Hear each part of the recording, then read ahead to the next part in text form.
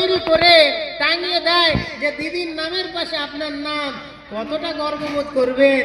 আরে পৃথিবী জমিন আসমানের যিনি স্রষ্টা, তিনি পবিত্র কালামে পাকের মধ্যে তার নামকে আমার নবীর নামের সঙ্গে মিলিয়ে দিয়ে জানিয়ে দিলেন মুহাম্মদ আমার দোস্ত, আমার বন্ধু। বলে সুবহানাল্লাহ।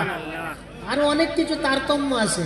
আমাদের সম্ভবত বক্তা এসে গিয়েছেন, আমার টাইম রাত 1.5 ঘন্টা বলেছিলেন, 9:30 থেকে 11টা, ওই জন্য এই সব বিশ্লেষণ আর বেশি করব না। নাম তিনটে এমন বাঁধনে দিয়েছেন, ওই নামটাকে বিশ্লেষণ করলে এই রাতটা কভার হয়ে যাবে, আর আপনারা তার গুণাগুণ বুঝে শেষ করতে পারবেন না, আর আমিও বলে শেষ করতে পারবো না। এতটুকু বোঝেন যে আল্লাহ আমার নবীর নামকে নিজের নামের সঙ্গে জুড়ে দিয়েছেন। বলুন সুবহানাল্লাহ। মুহাম্মদ রসুল আল্লাহ। মুহাম্মদ নামের মধ্যে কোনো নোক্তা নাই, রসুল নামের মধ্যে কোনো নোক্তা নাই, আল্লাহ এই শব্দটার মধ্যেও কোনো নোক্তা নাই।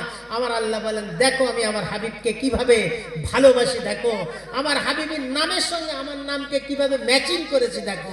বলুন সুবহানাল্লাহ।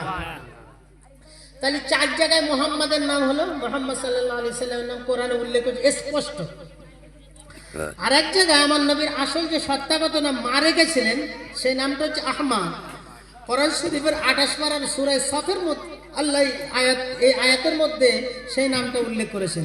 ওয়া ইয ক্বালা ঈসা ইবনু মারইয়াম ইয়া বানি ইসরাঈলা ইন্নী রাসূলুল্লাহি ইলাইকুম মুবাশশিরাম বিরাসূলি ইয়াতি মিন বা'দি ইসমুহু আহমদ। হযরত ঈসা আলাইহিস সালাতু ওয়াস সালাম তিনি তৌরাতের কোটেশন দিয়ে উম্মতকে বললেন, সুসংবাদ দিলেন, আমার পরে একজন নবী আসবে, এই নামধারী আহমদ, আমি নিজেও তার উপর ঈমান আনবো, আর তোমরাও তাকে মেনে নিও। বলেন সুবহানাল্লাহ। সত্যগত নাম কটা হলো বললাম ভাই? সত্যগত নাম মানে আসল নাম কটা হলো? 2টো। কি কি? মুহাম্মদ আর আহমদ, তাই না? গুণবলী নাম একাধিক আছে।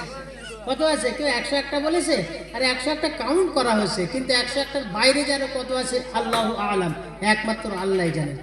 যেমন আমাদের উর্দু কায়দায় বগদাদি আগে যারা পড়তো, নুরানি কায়দা যারা পড়ে, বা এখন নুরানি কায়দায় ওখানে আল্লাহ এবং রসুলের নামগুলো লেখা আছে এবং বাচ্চাদেরকে শেখানো হয়। আমাদের উচিত তো শেখা উচিত না? আল্লাহকে ভালোবাসলে আল্লাহর নামগুলো শিখতে হবে না? তো আমার আল্লাহর নাম আছে অনেক। কোরআন শরীফে তো এক আয়াতের মধ্যে আল্লাহ তার 9টা নাম উল্লেখ করেছেন। এমনি এইভাবে যদি আমরা দিন 1টা 2টো 3টে 4টে করে মুখস্থ করি, দিনে একটা মুখস্থ করলে 1 মাসে কটা হবে? 30টা। 2 মাসে 60টা, 3 মাসে 90টা, আর 10 দিন এক্সট্রা ধরে নেন 199টা নাম। তাহলে আমরা 3 মাস 10 দিনে আল্লাহর 101টা নাম শিখে নিতে পারি না? কিন্তু আমাদের আগ্রহ কোথায়? হুয়াল্লাহুল্লাযী লা ইলাহা ইল্লা হুয়ার রহমানুর রহিম। এখানে আল্লাহর নাম আছে আল্লাহ রহমান রহিম। আল মালিকুল কুদ্দুসুস সালাম, এখানে আল মালিক, আল কুদ্দুস, আসসালাম। আল মুমিনুল মুহাইমিনুল আজিজ, এখানে মুমিন, মুহাইমিন, আজিজ।